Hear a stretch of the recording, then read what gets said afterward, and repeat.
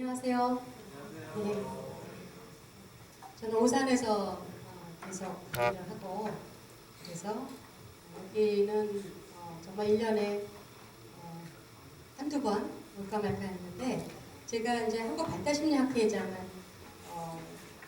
2017년, 18년을 했어요. 그래서 그때 두 번 이제 여기서 전국 한국발달심리학회를 여기서 치렀습니다. 그래서 여기 발달심리학 회원들이 꽉 차갖고 그때 오신 많은 전국 교수님들과 회원들이 학교가 너무 좋다고 여기 들어온 것 자체로 마음이 참 안정된다고 그런 얘기 들어서 저 참 기분이 좋았었습니다.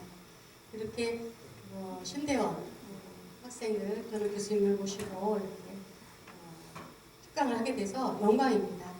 영광이고 저는 이제 심리학을 공부하고 제가 이제 갖고 있는 자격증은 상담심리사, 그다음에 임상심리사, 또 발달심리사, 이걸 이제 심리학회에서 주는 임상과 상담 관련 전문가 자격을 다 갖고 있습니다. 그걸 이제 현장에서 이제 우리 학생들을 키우는 제가 제 전공의 석사는 심리학과 한신대 오산의 심리학과의 석사과정이고요. 박사는 재활 이제 상담학과로 바뀌었는데 재활 상담학과 안에 박사과정이 있습니다. 그래서 아까 잠깐 말씀 이제 나눴지만 이제 여기 신대원 출신이신 여자 목사님도 제 박사 수료를 하셨고 지금 논문을 준비 중이십니다. 그분을 통해서도 우리 목사님들께서 목회를 하시면서 현장에 많은 다양한 연령층의 신도들을 위한 어떤 정신적 문제들 이런 걸 종교와 분리되지 않으면서 어떻게 접근하고 계시는가 또 그쪽이 얼마나 중요한가 이런 거를 이렇게 많이 들었습니다. 제가 오늘 짧은 시간입니다. 1시간 안에 정신화 이야기를 우리 선생님들 통해서 전달하는 거는 정말 정신화 상담의 아주 일부를 말씀드리는 걸 겁니다. 아까 이제 교수님 말씀하신 대로 상담의 아마 기본은 다 이수하신 선생님이라고 생각을 합니다. 이 정신화 상담이라는 게 아주 새로운 거냐? 그렇지는 않습니다. 이 정신화 상담이라는 거를 들고 나온 사람들도 실은 이거는 이미 다 상담 안에서 있는 그런 내용들인데 그래도 특히 이 부분을 강조하고 싶어서 하나의 영역으로 만들었다 이런 얘기를 합니다.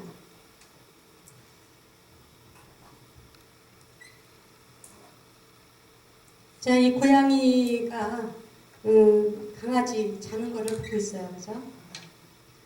아주 어린 강아지예요. 그죠?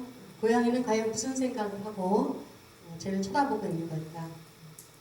궁금해하죠. 오늘 조선일보, 제가 조선일보 보는데 거기 아주 가끔씩 이제 동시 이렇게 실는 난이 있어요. 거기에 단풍이라는 동시가 이렇게 실렸어요. 한번 보세요. 그래서 가끔 어린아이 마음으로 세상을 본다는 게 물론 어른들이 썼죠. 아이들이 쓴 게 아닌데 근데 어린아이 마음처럼 돼갖고 세상을 바라보려고 노력을 하는 그런 과정에 대해서 참 흥미롭게 보는데요. 오늘 그 단풍이라는 시는 사람들이 단풍 아름답다 저 빨간색 너무 아름다워 이렇게 하는데 이제 이 작자가 생각하기에는 나도 너무나 아름다운 단풍이라고만 생각했는데 단풍이 빨갛게 되기까지는 단풍이 왜 빨갛게 되냐라는 이제 그런 생화학적인 그 과정을 보니까 날씨가 추워지고 이제 건조해지고 그러면서 단풍이 스트레스를 받아서 빨갛게 됐다고 표현을 했어요.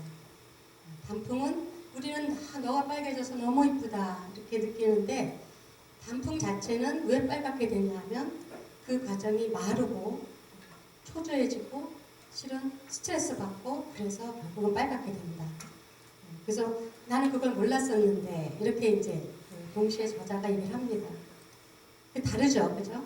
우리가 그냥 바깥에서 보는 거하고 단풍의 속마음을 사람처럼 의윤화해서 들어가서 본다는 거는 뭔가 이렇게 관점이 다르지만 그 상태도 굉장히 다른 거죠. 정서도 다른 거죠. 우리는 빨간색에서 화려하고 예쁘다 하는데 실은 단풍은 그렇게 되기까지 너무나 고통스럽고 안타까움이 있었다라는 거예요. 자, 이 고양이는 과연 저 강아지를 어떤 마음으로 들여다보고 있을까? 자, 오늘 이제 1시간 내에 선생님들께 이제 같이 말씀드리고 또 한번 생각해보는 거는 정신화입니다. 정신화. 그래서 정신화 개념문과를 설명해 드리고, 제가 이제 정신화 상담을 통해서 다양한 제가 만나는 다양한 문제를 가진 사람들한테 어떻게 접근해 왔는지 그걸 잠깐 보여드리겠습니다. 자, 정신화 상담은 실은 외국에서는 93년, 95년 이후로 굉장히 큰 붐이 일었던 거고, 멘탈리제이션이라고 얘기합니다. 멘탈라이징 얘기하고, 저 옆에 계신 저분이 피터 포나기 박사님인데 심리학자입니다. 저분이 이제 영국의 런던 대학교 심리학과 교수, 지금 아마 리타이어 하신 것 같아요. 그러면서 세계적인 학자입니다. 그러니까 저분들의 그룹이 하나의 상담의 하나의 트렌드를 만들어냈는데 그걸 멘탈리제이션. 그래서 한국말로 참 번역하는 게 어렵습니다. 정신화. 정신이 어디 있는가? 우리 늘 정신을 갖고 사는데 그걸 다시 정신화하라고 그럽니다. 정신화가 뭘까? 이게 이제 지금 제가 여러 의사 선생님들하고 같이 번역하고 있는 책인데 이분이 이제 오셨었어요. 실은 굉장히 어려운 분이 세계적인 분인데 어쩌다가 정말 오셔갖고 한국에서 정신화를 이제 소개했고 저희가 그 팀에서 훈련을 좀 받았습니다. 그래서 너무나 좋은 책인데 지금 여러분들이 같이 하느라고 너무 발간이 늦어져서 좀 안타까움이 있습니다. 선생님들 나눠드린 자료에 보시면 자료가 없으신가요? 탑재, 제가 탑재해드렸습니다. 나중에 한번 보시면 되고요. 자, 멘탈라이징, 정신화하기라고 이야기를 합니다. 자, 목사님들은 특히 이걸 더 많이 하시겠죠, 그죠? 그 얘기 그냥 자체 해보면 사람의 행동을 그 사람의 마음하고 연결해 보는 겁니다. 쉽게 얘기하면 그 사람이 어떤 행동을 하는데 저 사람이 저 행동을 하는 저 마음은 뭘까? 그 상담에서 흔히 하는 방법이죠. 그죠? 그런데 보통 이제 상담자는 나한테 상담을 받기 위해서 온 내담자 또는 환자 그 사람들이 지금 저 얘기를 하는데 저 사람은 지금 어떤 마음으로 저 얘기를 할까? 저 사람의 정서는 어떨까? 저 사람은 왜 지금 저 얘기를 할까? 이런 거를 계속 이제 탐색해 가십니다. 아마 목사님들도 더 그러시겠죠. 신도가 와서 이야기를 하실 때. 자, 사람의 행동을 의도적인 마음 상태와 연결시켜서 우리가 상상해 보는 거죠. 그죠? 추론해 보는 겁니다. 해석해 보려고. 그리고 이거는 꼭 상담자나 또는 목사님들만 하시는 건 아니에요. 그죠? 우리가 가족끼리도 하고 애인끼리도 하고 친구끼리도 합니다. 자, 그래서 이렇게 하는, 예를 들어서 누군가가 나를 지그시 아주 애정을 갖고 쳐다보는, 이렇게 쳐다봤을 때 저 사람 나한테 호감 있나 보다 이렇게 해석을 하죠. 그 사람이 나 호감 있어 얘기 안 해줘요. 어떤 사람이 나를 이렇게 옆으로 노려보고 있습니다. 그럼 그걸 보고 나한테 호감했다 이렇게 생각하지 않습니다. 그죠? 아주 즉각적으로 아주 자동적으로 우리는 저 사람 나 좋아하지 않나 보다, 나한테 뭐가 불만이 있나 보다 이렇게 해석을 합니다. 그죠? 자, 아주 가볍게는 이것도 정신화입니다. 그죠? 우리가 머릿속에서 하는 겁니다. 머릿속에서 행동을 보고 우리가 유추를 한 거죠. 그죠? 자, 그 정신화 능력이라는 것은 자신을 다른 사람의 입장에도 한번 놔보고요. 자신이 그들의 상황에 처했을 때 어떻게 느낄지 상상도 해보고요. 그 다음에 내 경험을 저 사람한테 투사시켜서 한번 생각해보고 하는 겁니다. 자, 정신화 능력은 결국은 어떤 사고냐라고 얘기할 때 요즘 유행하는 단어 있죠. 성찰. 성찰하겠습니다. 네.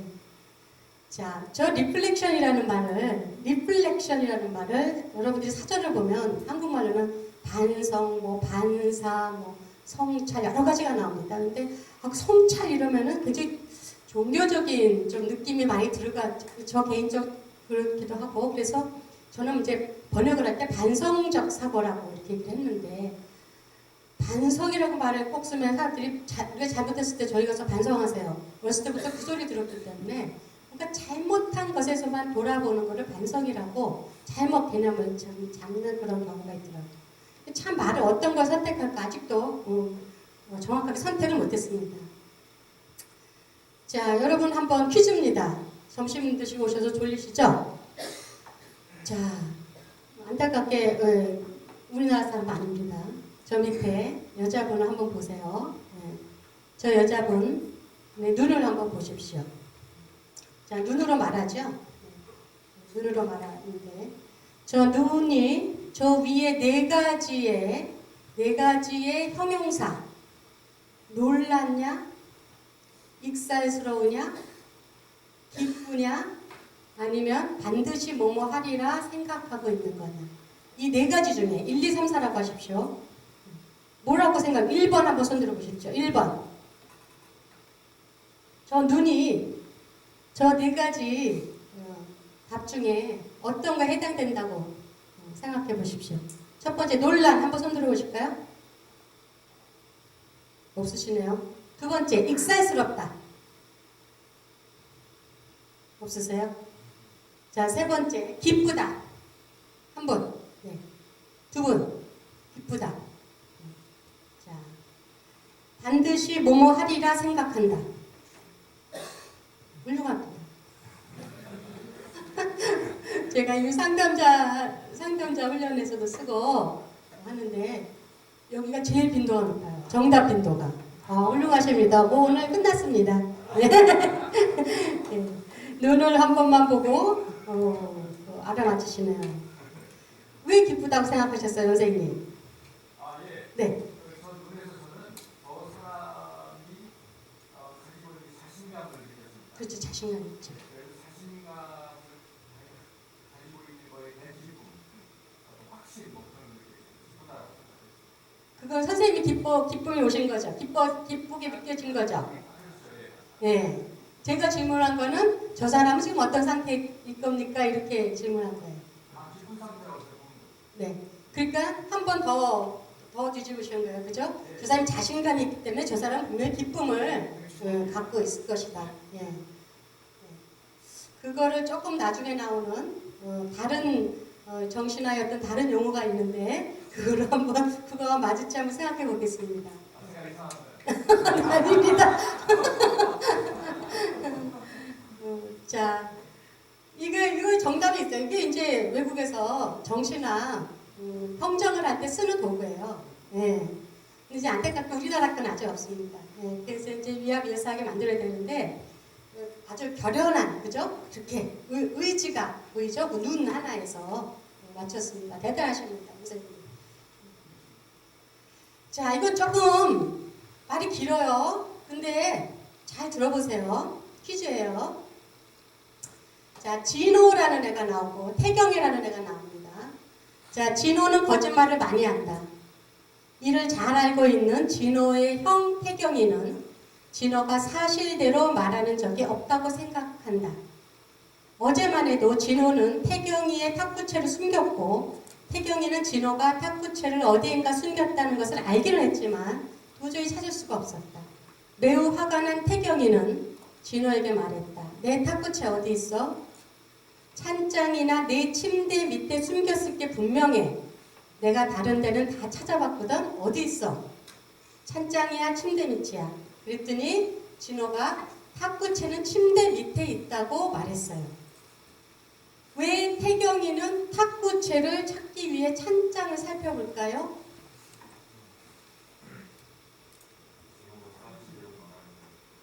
진호가 사실대로 말하는 적이 없다고 생각하니까. 네. 자, 21살 여자분이 항상 거짓말을 해내니까 이번에도 거짓말을 하겠지? 라고 생각해서 일반 15세 9개월 된 여자아이가 진호가 거짓말을 잘해서 침대 밑에 있다는 말도 거짓말 같아서 라고 대답하고 비행 청소년인 제가 연구하는 그룹입니다. 16세 남자아이는 진호가 거짓말을 잘 쳐서 이렇게 얘기했습니다. 다 정답이에요. 그죠? 표현만 조금 다르지만 지금 선생님 얘기하신 정답 맞습니다. 2점을 받습니다. 그러면 2점이 최고점이에요. 2점. 네. 자, 이것도 연령은 조금 어리지만 물론 성인까지 다 검사를 하는 정신화를 측정하는 도구 중에 하나입니다. 여기에는 여러 가지가 좀 들어가 있죠. 그죠? 네. 이 태경이가 어떤 상태로 지금 얘기를 하는 건지, 태경이의 믿음, 그 다음에 진호라는 행동, 진호가 하는 행동을 통해서 우리가 걔에 갖는 믿음, 그죠? 네. 그리고 이 상황에서 태경이가 저렇게 행동할 수밖에 없었던 정황적 그런 근거들, 이런 것들을 다 고려해야 돼요. 그죠? 자, 이거를 못하는 사람들이 있어요. 제가 이 비행 청소년 16세 아이는 좀 드물게 정답을 맞췄기 때문에 가져온 거예요, 실은. 저 연령대의 청소년 아이들하고 비교했을 때 비행 청소년 아이들이 정신화 능력이 떨어져요. 네. 그리고 선생님 생각에 선생님들 장애를 많이 아실 수 선생님 자폐증이라고 들어보셨어요? 네. 요즘은 자폐 스펙트럼 장애라고 합니다. 자폐 스펙트럼 장애 아이들은 사회성 결핍이라고 해요. 그래서 사람하고 어울리지 못해요. 사람이 말하는 뜻을 잘 이해도 못하고 자기 말도 잘 전달을 못하지만 또 하나는 사람이 어떤 의도를 갖고 속이거나 이런 건 절대 머릿속에 없어요. 자기도 사실만 이야기를 해요. 남을 속일지 모릅니다. 그러니까 타인의 의도라든가 계획이라든가 이래서 그걸 모르니까 쉽게 넘어가요. 쉽게 넘어가는 그런 사람들인데, 일단 우리가 일반 사람이라고 얘기하는 사람 중에도 눈치껏 좋은 사람 많아요. 그런 말을 했을 때 저 사람 지금 얼마나 속상할지 모르고 자기 생각만 하고 말하는 사람 있잖아요. 그죠? 자, 일종의 정신화 능력이라고 합니다. 이런 것, 모든 것들을. 자, 정신화 하나는 건 이런 겁니다. 자, 처음에 나 이렇게 느껴졌어. 나 이렇게 생각이 들어. 그래서 나 이렇게 행동했어. 그랬더니 너는 그걸 보고 이렇게 느꼈어. 그래서 너는 그렇게 행동했어. 근데 네가 그렇게 하는 거 보니까 난 또 이렇게 느껴져. 이런 겁니다. 이게 계속 돌아가죠. 우리가 사람의 대인관계나 모든 관계에서는 이런 사이클이 돌아가고 있습니다. 자, 이 안에서 우리는 늘 하나하나를 꼬집어서 생각하지 않지만 실은 다 하고 계시는 거예요. 그죠? 눈치껏 저 사람 내가 이 말을 하면은 저 사람은 어떤 반응을 할 것 같고 저 사람이 내가 그렇게 해서 저렇게 반응하는구나. 아, 그러면 나는 저 사람 달래줘야 되겠구나. 아니구나. 저 사람한테 오해를 풀어야 되겠구나. 그런 거를 매번 나는 어째서 얘기 안 해도요. 말하는 것 같고 행동하는 것 같고 다 예측을 합니다. 근데 어떤 때 맞아 들어가고 어떤 때는 오해가 오해를 낳죠. 잘못해서. 자, 이건 좀 어려운 얘기니까 넘어갈게요. 아, 선생님도 한 개만. 우리 목회자 되시는 선생님들 중에 이제 공감이라는 얘기 많이 들으시죠? 그죠? 공감. 엠퍼시. 자, 지금 이렇게 들어보면 공감 아니야? 다른 사람 하는 거 그대로 이해해주고 그대로 느껴주고 아, 저 사람 저렇게 했구나. 그래서 상대방이 막 슬픈 얘기하면 나도 갑자기 울컥하고 그러면서 위로해주고 싶어서 이렇게 몸을 앞으로 숙이고 그걸 우리가 공감이라고 합니다. 자, 공감하고 이 멘탈리제이션하고는 멘탈리제이션 안에 공감이 들어가 있어요. 그러니까 어떤 얘기냐면 멘탈리제이션이 더 확대된 개념입니다. 그 안에는 공감이란 말도 들어갔고요. 요즘에 선생님들 마음 챙김이란 말 들어보셨어요? 마음 챙김. 네, 마음 챙김 상담이라는 거 많이 있죠? 마음 챙김도 실은 멘탈라이제이션 안에 들어가 있어요. 그러니까 멘탈라이제이션, 정신화라는 게 훨씬 더 포괄적인 개념입니다. 그래서 엠퍼시, 공감, 마인드풀리스, 그 다음에 의식적으로 정서적인 거를 내가 어떤 상태야 이런 거를 느끼는 것도 정신화에 들어가 있고요. 그 다음에 심리적으로 마음을 먹는 거. 우리가 멘탈을 무장한다고 그랬잖아요. 최근에 멘탈, 정신 무장 이런 얘기를 하잖아요. 내가 심리적으로 마음을 그렇게 먹어야 되겠다 하는 거. 이런 것들이 다 멘탈리제이션 안에 들어가 있는 개념입니다. 더 포괄적인 개념이죠. 자, 정신화는 두 가지가 있습니다. 암묵적 정신화, 그 다음에 명시적 정신화. 자, 암묵적 정신화는 예를 들어서 이런 겁니다. 누군가 얘기할 때 우리는 순간적으로 그 사람 입장이 돼봐요. 특히 상담이나 목사 과정을 받는 선생님들께서는 아마 이 훈련이 굉장히 더 많이 될 겁니다. 아까 얘기한 거. 친구가 와서 나 오늘 굉장히 슬픈 일을 겪어서 할 때 나도 마음이 막 울적해지면서 그 사람을 쳐다보면서 표정을 짓는 거. 이게 이제 암묵적 정신화예요. 일반 웬만한 사람들이 이걸 합니다. 자, 그런데 우리가 지금 하려고 하는 거는 명시적 정신화입니다. 명시적 정신화를 위해서 노력을 해야 된다는 거예요. 노력을 해야 되는데 이거는 내 의식을 그렇게 만들어가는 겁니다. 훈련을 그렇게 해가는 거거든요. 자, 힘들어하는 친구를 위로하려고 할 때 처음에는 암묵적 정신화로 나갑니다. 그죠?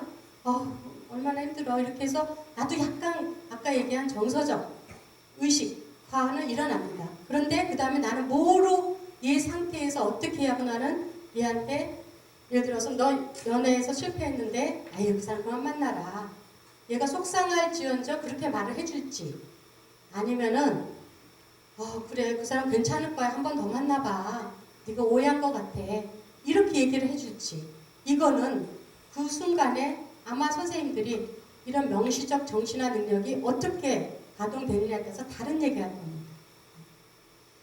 자, 친구와 오해 풀어야 되고 이거는 머리 써야 돼요. 그죠? 오해를 풀려고 그러면. 그 다음에 짜증을 막 부리는 아이. 뭐 말도 안 통하는 짜증 부리는 아이를 내가 달래야 돼요. 이럴 때 정신화 능력이 필요하다는 겁니다. 자, 특히 청원하기. 저 사람의 마음 상태를 알아야죠. 그죠? 네, 거기에 맞춰서 적절히 조절해 가면서 그러면서 청원을 해야지 성공적이겠죠. 자, 정신화 개념. 여기 한번 보십시오. 정신화를 선생님들도 그렇고 저도 그렇고 늘 다른 사람의 마음을 축축하고 예측해서 말하고 합니다. 그런데 어떤 때는 그게 잘 통하는 것 같은데 어떤 때는 약간 벽에 부딪히는 느낌이 있어요. 또 어떤 때는 이런 사람들을 많이 봅니다. 워낙 수치심이 많고 또 자신이 약간 불안정하고 부적절감을 많이 느끼고 또 굉장히 늘 자기 비판적인 사람의 경우는 다른 사람이 꼭 그렇게 안 했는데도 저 사람이 나를 깔볼 거야. 저 사람 나 깔봐서 지금 이렇게 얘기해. 내가 평소에 나에 대해서 좋지 않게 생각하기 때문에 지금 저렇게 할 거야. 라고 잘못 상상하는 경우들이 있어요. 상담을 하면 이런 분들이 꽤 많이 오죠. 우리가 이거를 인지적 왜곡이라고 얘기를 합니다. 그죠? 상대방은 그렇게 안 봤는데 그 사람을 그렇다고 이 사람 오인하는 거죠. 자, 이런 거는 정신화가 하긴 했지만 틀린 거예요. 그죠? 이거는 효과적이지도 않고 그렇게 해서도 안 되는 정신화입니다. 그리고 부정확했어요. 그죠? 이런 정신화. 이거는 이제 정신화를 하긴 했지만 이거는 문제가 되는 정신화다 이렇게 볼 수가 있습니다. 자, 특히 여러분들 뭐라고 이 상황을 이해해야 될지 모를 때 의논을 하죠. 친구하고 의논하거나 뭐 교수님하고 의논하거나 뭐 가족하고 의논합니다. 의논할 때 보통 나는 이렇게 생각하니 너는 어떻게 생각하니? 그 사람 왜 그 말을 했다고 생각하니? 나는 이렇게 생각해. 네 의견을 듣고 싶어.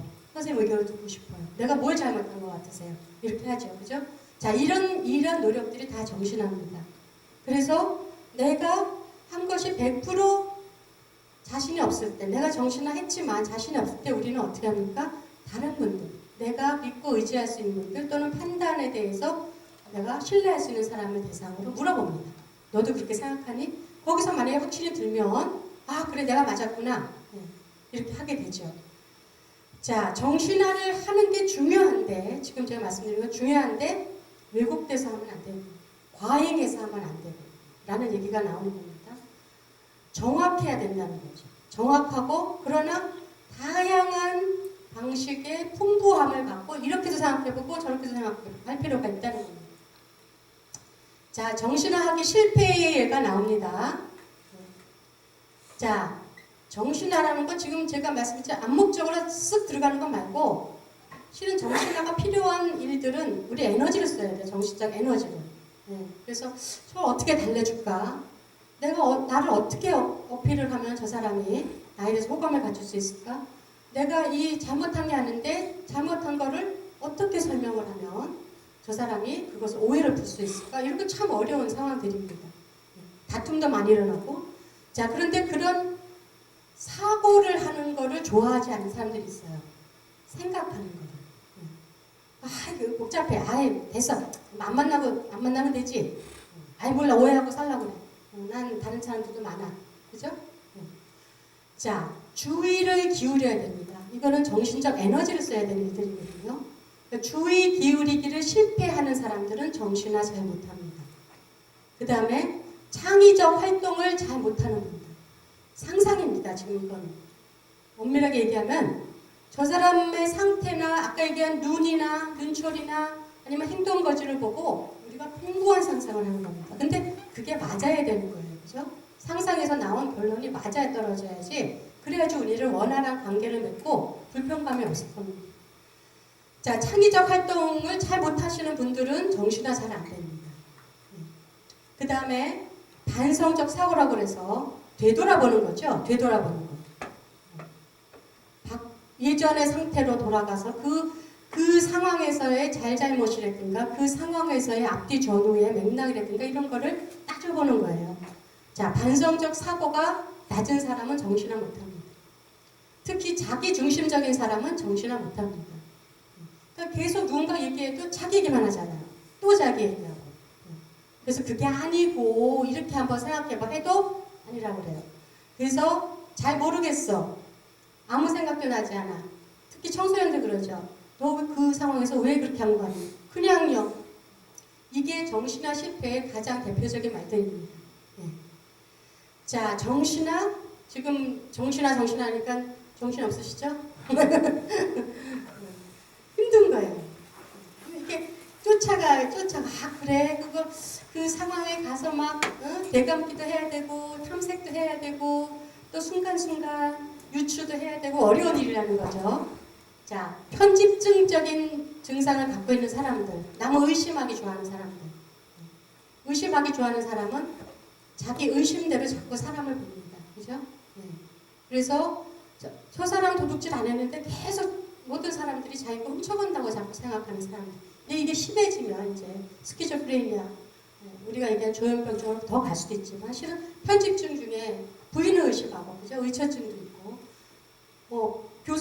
교수를 의심하는 사람도 있고, 많은 친구 관계에서도 의심을 많이 하는 사람들이 있죠. 대부분 편집증의 어떤 일환으로 하는데, 그 편집증을 갖고 있는 사람들은 항상 자기 나름대로 정신을 한다고 그러지만 그거는 한 방향이에요. 그리고 항상 실은 자기 방향대로 틀린 왜곡된 투사를 하고 있습니다. 자, 또는 저걸 정신화하라고 할 수 있을까? 저런 정신화 안 하는 게 좋아 라는 얘기를 할 때가 있죠. 이런 거예요. 나는 손톱에 때만도 못한 사람이야. 이렇게 만약에 얘기를 한다. 나 자신은 손톱에 때만도 못해요. 그거는 실은 남한테 약간 수동 공격형으로 말할 수도 있고요. 또는 자기 비하를 아주 심각하게 하는 우울증 환자일 수도 있고요. 아주 무력감을 느끼는 사람일 수도 있죠. 자, 어떻게 보면 정신화 했어요. 자기에 대해서. 근데 나는 손톱에 때만도 못한 놈이에요. 이렇게 정신화 한다는 거는 그건 안 하는 게 난 정신화죠. 쉽게 얘기하면. 자, 자기 중심적인 생각에 잠기거나 또는 과잉으로 하는 사람이 있습니다. 학대받은 아이들을 제가 많이 만났는데 학대받은 아이들은 아시죠? 어른들이 이렇게 가다가 손만 이렇게 들어도 이럽니다. 또 맞는 줄 알고. 네. 쉽게 얘기하면 그거는 이제 행동적 자동화까지 들어가는데 행동이 자동화 들어가기 전에는 뭐가 있었을까? 또 때리겠구나 라는 그런 인지적 왜곡이 있는 거죠. 거기에. 네. 자, 그래서 학대 아동들이 물론 청소년이 되면 집을 뛰쳐나오고 가출도 하고 뭐 이렇게 아주 부정적인 경로를 겪지만 어릴 때는 붙어 있을 수밖에 없어요. 부모 밑에. 맞을지언정 그 부모 밑에 붙어 있어야 되기 때문에 얘네들이 굉장히 발달하는 게 있는 게 뭐냐면 지금 같은 겁니다. 부모가 눈초리가 조금만 힘이 들어갔다. 부모가 말이 조금 강해졌다. 그거를 굉장히 살피죠. 그러니까 과잉 경계라고 합니다. 하이퍼 비질런스라고 해서. 그래서 얘네들이 눈치가 계속 눈들이 살아있죠. 제가 이제 학대 아동들 이제 보호시설 몇 대 가서도 보고 이렇게 하면 얘네들이 이렇게 사람을 이렇게 볼 때 의심과 그 다음에 반김과 이런 굉장히 복잡한 눈초리를 갖고 있어요. 그래서 인사는 너무 어떤 때는 너무 얘 왜 이렇게 가까이 붙지 할 정도로 너무 친근하게 왔고 정말 당신은 괜찮은 사람이에요? 라는 눈초리를 갖고 있어요. 그래서 웃기도 하지만 한편으로는 불안이 같이 섞여 있는. 자, 물론 학대를 계속 지속적으로 받았던 경험에 의해서 그렇게 갖고 있죠. 다른 어떤 모든 사람들도 신뢰하지 않죠. 저 사람 웃지만 저 순간에 돌변해서 때릴 수 있다. 또 나를 밀쳐낼 수도 있다. 라는 거를 얘네들이 잘못 갖고 있는 거죠. 잘못은 아닙니다. 그건 경험에서 쌓인 거니까. 자, 그래서 학대 아동들은 부모가 조금만 목소리만 달라지는 것 같으면 보통 사람 못 느끼는데 과잉으로 각성이 됩니다. 그러면 이제 설설 기거나 부모한테 입맛에 맞는 행동을 하거나 부모를 기쁘게 해주는 행동을 하거나 이런 거를 과잉으로 해요.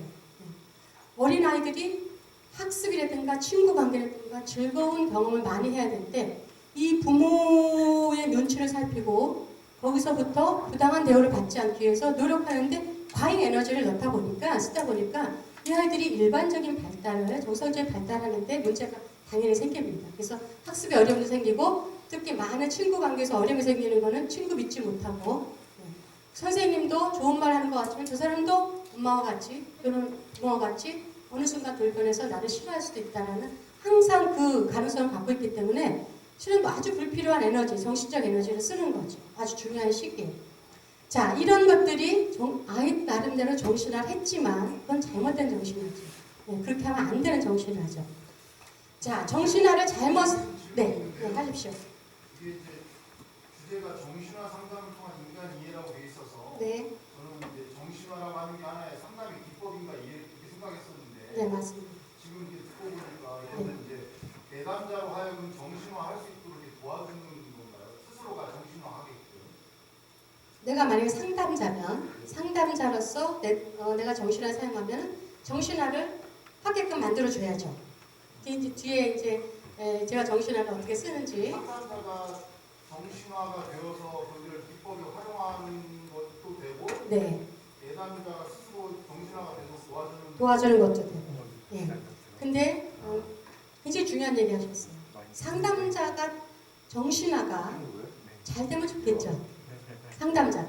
대부분의 상담자들은 일반 사람들보다는 지금 얘기한 정신화를 꼭 집어 얘기 안 해도 훈련이 됩니다. 어쩔 수 없이.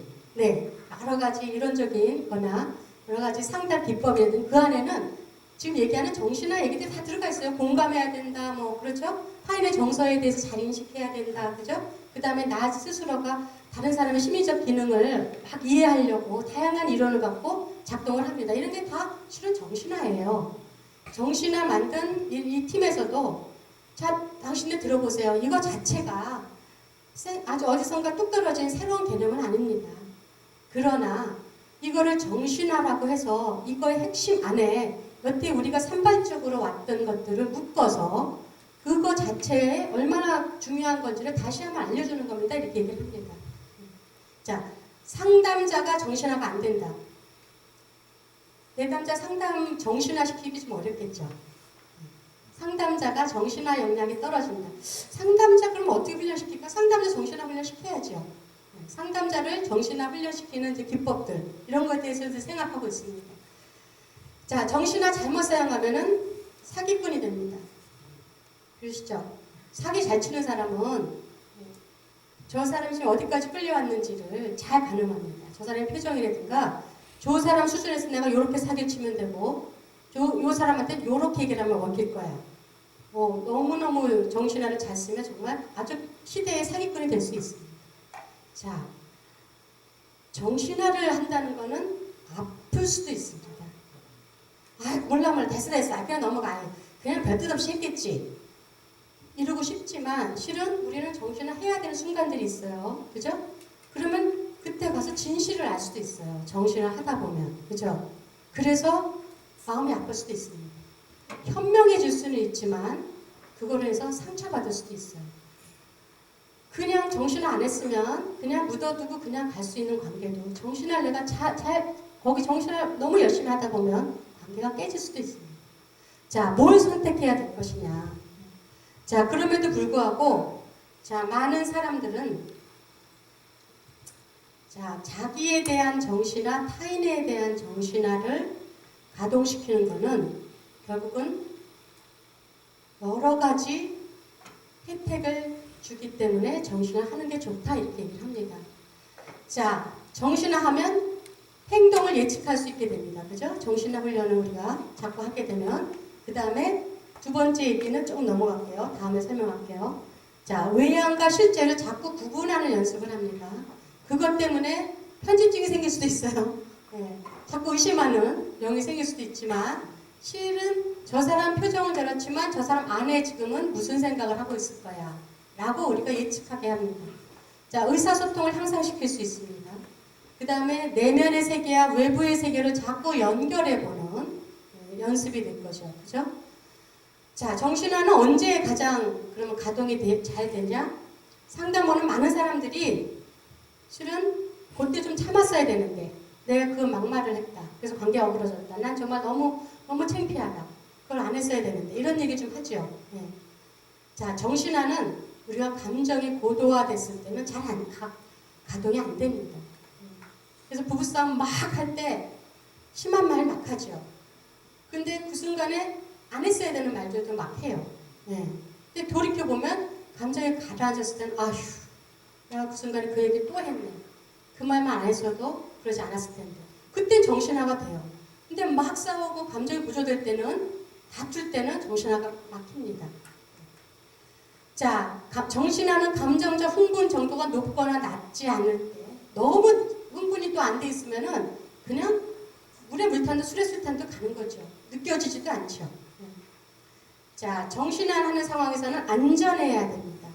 아까처럼 학대받은 뭔가 위협받는 상황에서는 정신화가 가동돼도 그거는 정상적인 정신화가 안 됩니다. 정신화는 안정된 상태에서 하는 게 좋다. 너무 우울하거나 무기력하면 정신화 안 된다. 그러면 정신화는 저렇게 여러 가지 혜택이 있는데 만약에 우리가 우울한 환자, 무기력한 환자 또는 내담자가 왔을 때 우리는 어떻게 정신화를 가리킬 것인가? 그걸 이제 고민하는 겁니다. 자, 선생님 지금 지적하신 겁니다. 정신화 상담은 주로 이 두 가지에 포커스를 둡니다. 가장 중요한 거는 조금 전 슬라이드에서 말씀드린 것처럼 정신화에 여러 긍정적인 이득이 있습니다. 자, 그러기 위해서 우리는 정신화를 훈련시키는 겁니다. 증진시키는 겁니다. 네.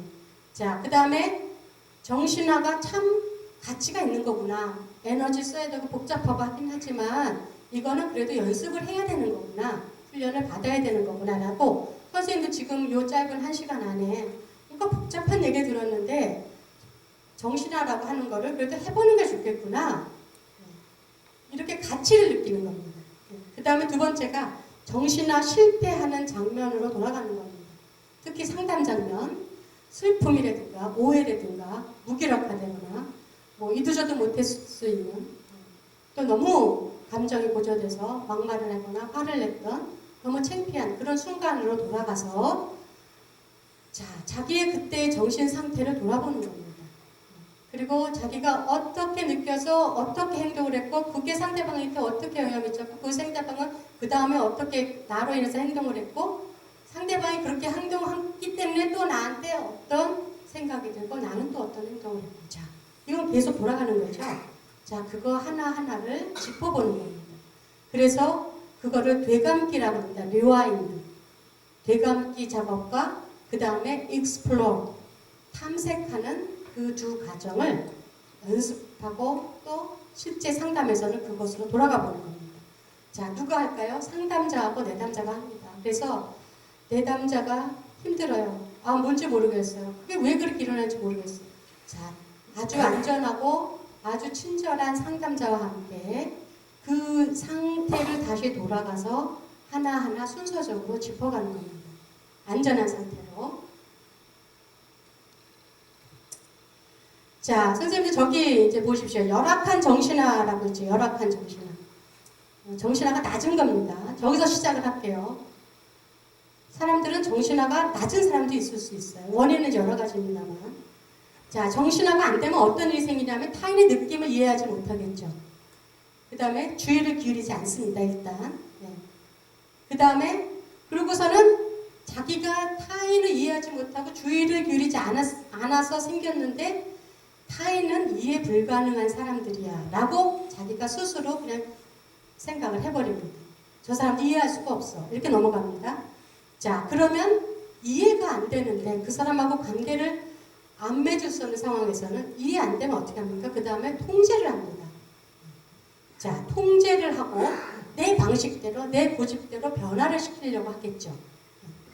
자, 그렇게 되면 그렇게 하는데도 상대방이 통제가 안 되거나 내 방식대로 쫓아오지 않으면 그 다음에 어떤 일이 생기냐 하면 겁줍니다. 부모님들 많이 그렇게 하시죠. 또 권위를 가진 사람들이 이렇게 많이 하죠. 겁주고 심지어는 해치기도 하고 막 좌절시키고 아주 부정적인 상대방을 상처받는 말을 하죠. 좌절시키고 고통을 주고 이런 전반적인 강압적인 상호작용을 하게 됩니다. 자, 이렇게 되면 이 사람은 실은 저런 상태에서 자기 마음이 평온한 사람이 어떻겠습니까? 타인을 미워하고 타인을 어떻게든지 해치려고 하고 타인을 겁치려고 비하시키려고 하는 그 감정의 상태는 절대 평온한 상태가 아닙니다. 자, 이 사람은 다시 강한 정서 상태입니다. 그렇죠? 화를 내거나 욕을 하거나 그렇죠? 째려보거나 분노를 일으키거나 말을 빨리 하거나 이렇게 있죠. 이런 모든 건 강한 정서 상태를 많이 유지시키게 합니다. 자, 아까 말씀드렸죠. 강한 정서 상태에서는 정신화라는 거는 잘 가동되지 않습니다. 자, 이게 계속 이제 빙빙빙빙 돕니다.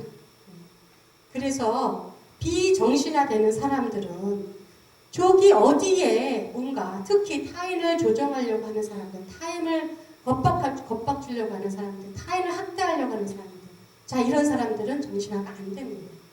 자, 근데 참 안타까운 거는 자, 정신화는 어디서 생기냐라는 겁니다. 정신화의 시초. 정신화?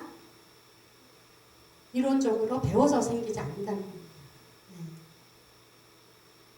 물론 우리가 안 되는 사람들, 정신화가 안 됐기 때문에 상담을 통해서 친절하게 짚어가면서 생각하게 도와주고 느끼게 도와주고 오해를 풀게 도와주고 다시 관계에 대해서 표상하게 도와주고 할 수 있는데 인간에게 정신화의 시작은 아기 때 출생 시부터 그래서 제가 아까 애착은 나중에 얘기한다고 했습니다. 정신화 엄마가 아기를 낳았을 때 아기의 정신적 상태를 관찰할 수 있는 양육자의 능력에서 시작합니다. 자, 그럼 무슨 소리입니까? 엄마가 정신화 능력이 있어야 돼요. 예를 들어서 제가 치료하는 많은 미혼모 엄마들이 왜 우는지 모르겠어요. 선생님, 얘 왜 울어요? 얘 지금 뭐라는 거예요? 왜 나한테 계속 이거 야 조용히 하라고 그러니까 계속 이거 들고 와서 나한테 얘기하는 거예요? 나 이럴 때 너무 짜증이 나요. 왜 그래요? 이 말을 굉장히 많이 해요. 상담 중에. 모르겠는 거예요. 얘가 왜 우는지, 왜 엄마 뒤를 그렇게 오지 말랬는데도 엄마 뒤를 자꾸 질질질 쫓아다니면서 요구를 하는지 이런 거를 아우 귀찮아, 울음소리 싫어 이렇게 느끼는 거지 왜 그러는지를 모르겠다고 얘기해요. 자, 아까 처음에 고양이가 강아지를 들여다보고 있습니다. 하나의 그냥 상징적 표상이지만 쟤 뭐 할까? 쟤 자는 걸까? 쟤는 누굴까? 지금 쟤는 무슨 꿈을 꿀까? 예를 들어서 우리가 엄마가 자고 있는 애기도 눈을 막 왔다 갔다 이제 렘수면에 들어가면 지금 우리 애기 자나 보다. 무슨 좋은 꿈을 꾸나 보다. 의미를 자꾸 부여해요. 그죠? 네. 그리고 걔네들은 뭐 이런 소리도 못해요. 처음에는 울기만 해요. crying은 인간에게 있어서 엄청난 커뮤니케이션의 시작입니다. 그죠? 애기들은 우는 걸로 다 표현해요. 네. 그런데 그 우는 것에 대해서 해석하지 못한다? 왜 우는지 모르겠어요. 라고 시작하면 이제 엄마들이 아이의 그 상태를 관찰할 수 없다는 거에서 시작이 됩니다. 자, 아기는 의도가 있다. 말은 못하지만 아기는 이렇게 우는 거하고 우는 거하고는 다르다. 이거는 뭐 좀 심심하거나 뭔가 좀 기분이 안 좋게 시작을 했다거나 이럴 때죠. 그죠? 우는 거는 어디 찔렸거나 예를 들어서 뭔가 열이 났거나 대부분의 엄마들은 나 열 났어요. 나 심심해요. 나 놀아줘요. 이렇게 말 안 해도 그거 갖고 압니다. 왜냐하면 내가 얘는 그 자기의 상태를 저렇게 표현하는 거야 라고 해석하기 때문에. 그래서 아이를 심리적인 존재, 의도를 가진 존재를 봅니다. 자, 태어나서 애착은 언제 생기냐면요. 보통 7, 8개월에 애기들은 저 사람이 낯선 사람이야, 친숙한 사람이야 라는 걸 압니다. 그리고 12개월이 되면 엄마 어딨어? 응! 압니다. 저 사람이 내 엄마야. 엄마라는 그 애기들한테 엄마라는 존재는 늘 내 옆에 있고 늘 나한테 뭔가 반응해주고 근데 그 반응이 따뜻하고 엄마만 나타나면 울다가도 울음이 딱 그칠 수 있는 그런 존재로 자리 잡아야 되는 거죠. 자, 그게 안정애착입니다. 안전 기반이 되는 사람, 나의 피난처며 안식처가 되는 사람, 그것이 안정애착의 핵심입니다. 자, 언제 안정애착인지 알 수 있냐면 12개월에 검사하면 압니다. 너무 일찍 알 수 있어요. 애기들은 어떻게 12개월에 이 엄마는 나한테 신뢰감과 끊임없는 신뢰감과 안정감을 줄 수 있는 든든한 사람이야 라고 느낄 수 있는가? 그 사이에 경험 때문에 느껴요. 그 사이에 아기가 울었을 때 엄마가 했던 반응, 아기가 막 놀아달라고 칭얼댔을 때 엄마가 했던 반응, 엄마를 쳐다봤을 때 엄마가 나한테 보여줬던 눈초리, 말소리 이런 거 갖고 알아요. 그래서 안정애착을 맺게 되면 참 놀라운 게 생깁니다. 엄마가 알아줬잖아요. 그죠? 1년간 알아줬어요. 아, 지금 놀고 싶어? 에이, 안 돼. 우리 하자. 오, 지금 배고파. 오, 그랬어? 알아줘요. 달래줘요. 네. 자, 애기들은 그 안에서 뭘 학습하냐 하면은, 아, 내가 요렇게 표현하면은 뭐가 얻어지는구나. 를 학습해요. 놀라운 거죠. 인간은 그렇게 학습할 수 있어요. 자, 애기는 자기의 엄마의 정신적 상태를 탐색할 수 있는 기능이 거기서 시작이 됩니다. 왜? 엄마가 날 알아줬기 때문에. 네. 그래서 엄마가 지은 표정, 내가 막 놀자고 했을 때 엄마가 와서 막 장난 걸고 웃었던 표정하고 연합을 합니다. 내가 막 슬프고 지쳤을 때, 슬펐어. 이렇게 하는 엄마의 그 얼굴, 표정, 목소리 이거랑 연합을 합니다. 아, 이런 게 슬픈 거야. 자, 애기는 학습을 해서 엄마가 짓는 표정, 엄마의 말투를 이제 압니다. 아, 저거는 우리 엄마가 안 된다고 얘기하는 거야. 아, 이거는 같이 놀자고 하는 거야. 자, 이게 바로 정신적 상태를 탐색하는 애기의 시초입니다.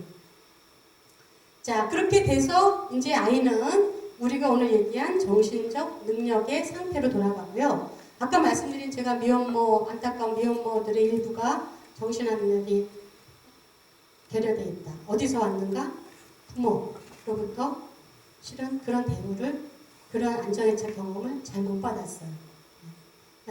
경험이 없는데, 그래서 타인의 정서를 잘 못 읽는데, 오인하는데, 그리고 그거를 해보자고 노력해 지원했던 사람들이 없는데, 그러니까 발달이 안 돼 있는 거예요.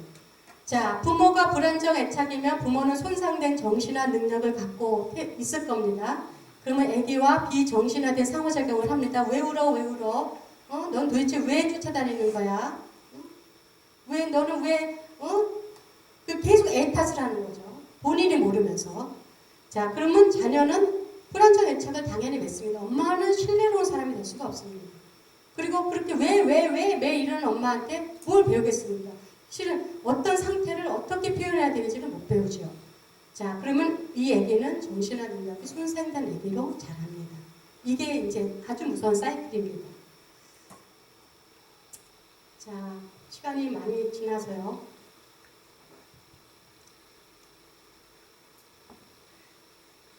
요거는 선생님들 얘를 다 제가 프린트를 해드렸기 때문에 한번 정신화 능력의 세세한 거. 제가 이제 하는 연구들은 그래서 시작이 거기구나.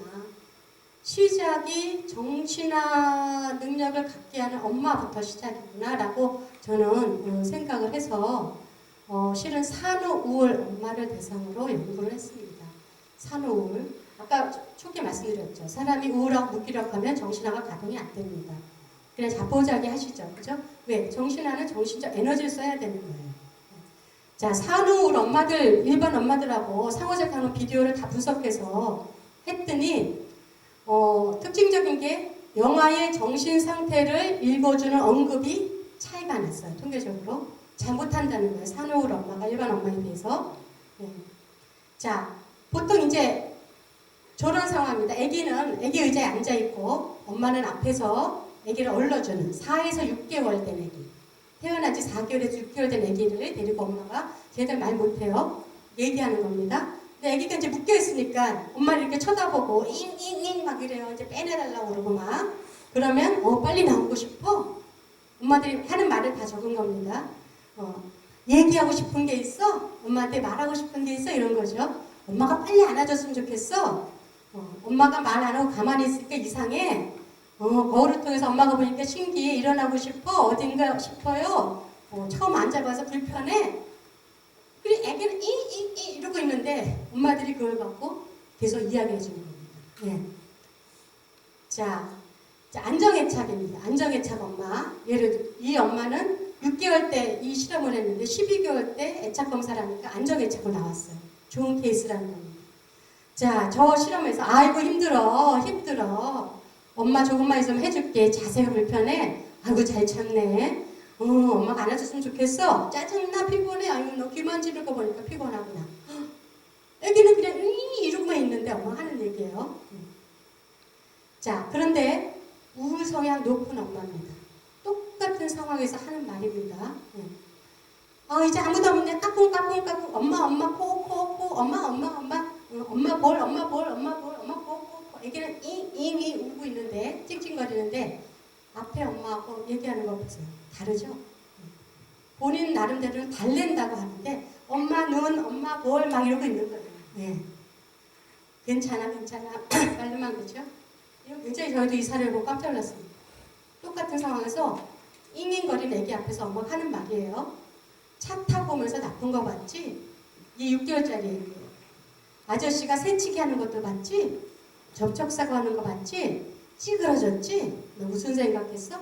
오면서 땀났지? 엄마가 2분 동안 가만히 있는데 너 무슨 생각했어? 너도 그런 생각했어? 엄마 무슨 생각했게? 엄마가 맨날 낮잠 자니까 엄마 낮잠 자고 싶어.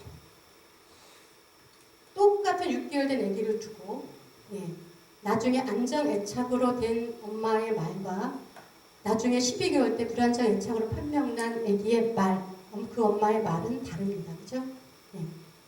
자, 우리가 쉽게 얘기하면 어린아이를 아무 말도 못하는 어린아이가 의도가 있고 걔를 어떻게 쓰는지 우리 상상력을 동원해서 예측하려고 애를 쓰고 그 예측을 하는 그 노력들을 아이와 관계에 보여줄 때 아까 말씀드린 아이와의 관계에서 아기가 정신화 능력이 커지는 그런 상황으로 갑니다. 이제 미혼모 정신건강 상호작용 특성분석 연구한 겁니다. 참 안타까운 거죠. 이런 얘기를 합니다. 놀이를 하고 싶어서 칭얼거리는 아이를 보고 우리가 보니까 전문가들이 보니까 놀이가 하고 싶어서 엄마랑 놀자고 그래요. 근데 이 엄마가 졸려 그래요. 우리가 본 바로는 맥락상 놀자고 잉잉잉 하는 건데 엄마는 졸리니? 이렇게 자꾸 물어요. 자, 애기 보고 가! 이렇게 한 다음에 애기가 다가오자 왜 이래? 안 돼! 만지지 마! 하면서 애기가 다시 잉잉 거리니까 왜 울지? 그러니까 지금 이 상황에서 주저박죽이에요. 가라고 했다가 애기가 오면은 근데 엄마한테 오고 싶어. 다시 놀고 싶어. 이렇게 해야 되는데 왜 이래? 만지지 마. 거절해요. 그리고서 다시 애기가 울면 왜 울어? 도대체 왜 이 상황에서 아이의 의도나 아기의 마음을 파악하지 못하는 거예요. 자, 심지어는 자기는 굉장히 재밌다고 그러는데 애기 머리에다가 공을 계속 던지는 엄마도 있습니다. 물론 소프트한 공입니다. 그런데 우리가 놀이를 하라고 그랬는데 애기 공을 요만한 공을 6개월 된 애기 머리에다 톡톡 던져요. 자기는 웃어요. 애기는 멍해져요. 뭐지? 왜 엄마는 웃으면서 나한테 공을 던질까? 얘는 말은 못하지만 이 자기 나름대로 해석할 수 없는 어떤 그런 이게 굉장히 무서운 이제 학대에서 일어나는 그런 아이들이 겁먹는 상황입니다. 그리고 여러분도 그렇고 저도 그렇고 가장 무서운 건 세상을 예측 못할 때입니다. 아이들은 세상을 예측 못할 때야라고 하는 걸 배우기 시작합니다. 자, 이렇게 해서 제가 이제 여기까지만 하고 끝내겠습니다. 자, 미혼모 이제 정신화 양육 개입을 1대1 데리고 하는데요. 이제 제가 하는 겁니다. 끊어서 이제 해주는 겁니다. 밤에 1시에 이유 없이 아기가 울어요. 그럴 때 3개월 된 아기 엄마예요. 엄마가 해야 되는 건 무엇일 것 같아요? 이렇게 물어보면 엄마는 달래주는 거. 아기가 힘들어 보이니까. 아, 그래요. 아기가 우는 걸 보면 어떨 것 같아요? 딴소리예요. 우니까 달래줘야 돼요. 또 딴소리예요. 아, 조금 더 생각해 봅시다. 아기는 왜 울까요? 밤에 1시에 이유도 없이 자꾸 운대요. 1시에 이유도 없이 운대요. 왜 울까요? 누구가 엄마를 쳐다보면서 울잖아요. 그럼 아기는 뭘 요구하는 것 같아요? 안아달라고요. 밥 달라고요. 그래요. 아, 내가 아기라고 하고 하면 덥고 짜증나서 울었어요. 그런데 엄마가 부채질을 해준다. 아기는 어떤 거 느낄까요? 든든하고 울면 엄마가 알아서 해주니까 다음에도 알아서 해주겠지. 이런 훌륭한 대답을 하는 거예요. 이제 상담하면서. 훌륭하죠. 그렇게 생각을 하는 거예요. 아기 입장에서 여러 이유로 우는데 엄마가 다 해줬을 때 아기 입장에서 엄마는 어떻게 느껴질까요? 고마워요. 엄마는 어떤 사람이 느낄까요? 착하고 고맙고 든든한 사람, 마음을 헤아려주고 지켜주는 사람, 이렇게 막 이제 상담을 계속 하다 보면 이렇게 자기가 생각을 가동하는 거예요. 아기가 엄마를 어떻게 예측할까? 우리 엄마를 어떻게 생각할까? 이런 것들을 이제 해가는, 이게 정신화 훈련을 해가는 그런 과정입니다. 자, 이거는 비디오 피드백을 통해서 정신화하는 방법을 제가 했고요. 이거는 남편, 산후우울 부인을 도와주기 위해서 남편 대상으로 해서 남편을 통한 개입, 상담 구성 프로그램 개발해서 논문으로 만든 거고요. 자, 자폐 아이들, 학대 아이들. 자, 선생님 한 가지만 보겠습니다. 자, 이게 검사 도구인데요. 어떻게 뭐라고 느껴지세요? 어떤 장면일까요?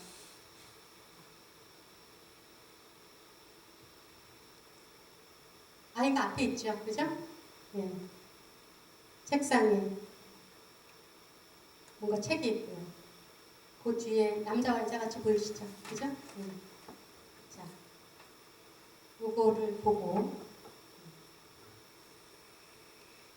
자, 이 글은 무슨 일이 일어났니? 12세, 11개월 된 여자 학대 양육을 받은 아이입니다. 엄마는 심한 우울에 빠져있고 아버지로부터 학대받았어요. 여기서요, 이 아이가 공부를 이제 막 하려고 하는데 아빠가 방해를 한 거예요. 아빠가요. 먼저 이 아이 보고 공부하라고 한 거예요. 근데 이 아이는 놀다 와서 공부하기 싫은데 어쩔 수 없이 공부를 했어요. 그런데 이 아이가요, 무슨 문제 틀리지도 않았는데 문제 틀렸다고 억지로 아빠가 그러는 거예요. 아빠가 그리고 넥타이를 풀어서 때리려고. 저 장면을 보고 얘가 정신한 겁니다. 저 사람, 이 사람 지금 어떨까? 어떤 의욕과 어떤 행동을 앞으로 할까? 이런 걸 예측했는데 아버지로부터 학대받은 아이라고 했어요. 넥타이를 풀어서 때리려고. 아주 구체적이죠. 그렇죠? 자기 경험하고. 그래서 넥타이 풀어 때리려고 그랬더니 네. 자, 지금은 다 기분들이 어떨까? 아빠는 때릴 궁리만 하고 아이는 때리는 거 생각하니까 두렵고, 그리고 문제를 빨리 고쳐야겠다 생각하고, 엄마는 이 아이가 맞으면 안 되는데 이렇게 생각하고 있는 것 같아요. 자, 그러면 이 이유에는 어떤 일이 났을 것 같아요? 엄마는요, 아이 때리려는 거를 막 막고 울면서 두려움에 떨고 있을 것 같아요. 자, 이게 이제 왜곡된 정신화를 하기 시작을 하는 겁니다. 그죠? 누군가가 뒤에서 자기를 지켜보고 있다. 아, 이 대부분 부모라고 얘기하면 이 사람은 나 잘못한 거 트집 잡아서 어떻게든 간에 때리려고 할 거다. 거기에 맞서려고 엄마는 울고불고 할 거다. 자, 이게 이제 정신화입니다. 그래서 이렇게 왜곡된 정신화를 가진 청소년들을 우리가 어떻게 정신화 기법을 통해서 바꿔줄 것인가. 참 어려운 일입니다. 자, 이건 이제 자폐 아이들. 이거는 이제 제가 만나는 이제 아주 심한 자폐 아동의 부모님들도 너무 고통스러운 상황이 있지만 그 어머니가 정신화 능력이 있으면은 굉장히 슬기롭고 그때 힘을 내서 잘 넘어가시는 그런 결과를 보았습니다. 그래서 그분의 인터뷰에서 나오는 겁니다. 자, 아이가 진단을 받았을 때 저희 신랑이 상처가 더 클 수 있을 것 같았어요. 왜냐하면 저는 표현이라도 하고 마음껏 우는데 남편은 그런 저를 보면서 저를 다독거리려고 자기 마음을 다독거리지는 못했을 것 같아요. 이거 얼마나 훌륭해요. 그죠? 나도 슬프지만 우리 남편은 나를 다독거리려고 자기 슬픈 거를 돌아보지 못했을 거예요. 예. 지 똑같이 같은 우리 아이가 장애아입니다. 평생을 장애를 할 겁니다라고 진단을 받은 거예요. 예. 그러면서 자기만 얘기하지 않죠. 남편이 나한테 준 그 옆에 있어서 든든했던 남편의 마음을 헤아린 거죠. 자, 이런 분들이 서로 도와가면서 슬기롭게 조금 지혜를 모아가면서 좀 슬프지만 현명하게 잘 대처하는 그런 상태로 이제 갑니다. 자, 시간이 이제 다 돼서 자, 아까 말씀한 것이요. 상담자의 정신화. 이제 목사님들의 정신화. 네. 참 중요한 것 같습니다. 왜냐하면 많은 신도들은 목사님한테 이해받고 싶고, 네. 그리고 뭐 특히 뭐 와서 그냥 목사님 앞에서 울더라도 목사님은 내 마음 다 아실 것 같고, 그죠? 아실 거라고 믿고 와서 우시겠죠. 이야기하고, 그죠? 자, 상담자. 네. 자, 상담자가 또는 누군가를 이렇게 의논을 해줘야 되는 입장에 있는 사람들이 정신화가 기능이 좋다면 큰 수고를 들이지 않아도 잘 되는 것 같다. 뭐 대부분의 한 100명의 사람이 있을 때 정신화가 보통 잘 되는 사람이 몇 명이나 있어요. 흔히 얘기하면은 보통 한 60명에서 70명 정신화는 잘 되고 있습니다. 이렇게 얘기를 합니다. 특히 상담이나 남의 고충을 들어주는 그런 직업을 가지신 선생님들은 더 많죠. 정신화가 높은 사람들이. 네. 자, 상담자도 끊임없이 자기 이해를 합니다. 그죠? 내담자가 와서 이야기를 할 때 나한테 느껴지는 게 있습니다. 그죠? 저 사람은 지금 뭘 잘못 생각하고 있어. 나는 말을 하지 않지만 저 사람은 또 자기의 늪에 빠져버리는 거야. 이런 생각이 막 나한테 전달돼요. 그러면 그거로 인해서 내가 약간 지루해지거나 조금 상대가 빨리 끝내고 싶거나 그런 마음이 저한테 듭니다. 그죠? 네. 아니면 막 답답하고 네. 자, 그 마음을 읽으셔야 된다는 겁니다. 왜냐하면 그 마음을 읽지 않으면 내가 그 다음에 나가는 나의 상담자로서의 말이 달라지고 표정이 달라지고 제스처가 달라집니다. 그래서 상담은 내담자를 위해서 굉장히 중요하지만 또 하나는 상담자 자신의 정신화 훈련, 내 마음에 들어가는 정서와 사고와 그 변화가 어떻게 일어나고 또 그게 어떻게 내담자한테 전달되는지를 내가 똑바로 보고 있는 그 정신화 훈련이 굉장히 중요하다. 자, 존 볼비는 애착 이런 겁니다. 세상을 탐색할 수 있는 안정된 기반을 아이에게 제공하는 어머니 역할과 유사한 것이 바로 상담자다.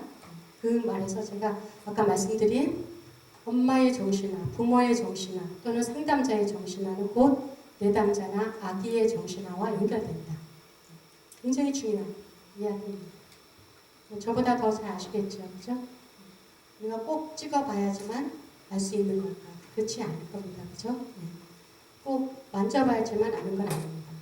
그래서 여기 계신 우리 많은 목회 관련 학생들 또는 교수님들 또는 선생님들 네.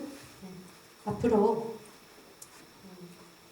제가 오늘 한 1시간 정도의 안에서 정신화에서 정신 못 차리시겠지만 그래도 요 새로운 이런 상담의 기법들이 국내에도 이제 다시 관심을 갖고 시작하고 우리 좀 늦었어요. 외국보다. 근데 좀 복잡해요. 노력을 많이 해야 되는 것 같아요. 느낌이. 그러나 늘 하고 계시는 겁니다. 근데 그걸 다시 한번 붙잡고 다시 한번 이해하시고 다시 한번 꼼꼼히 이렇게 살피시면 굉장히 내담자나 또는 우리 신도들을 만나실 때 굉장히 도움이 되실 것 같습니다. 고맙습니다.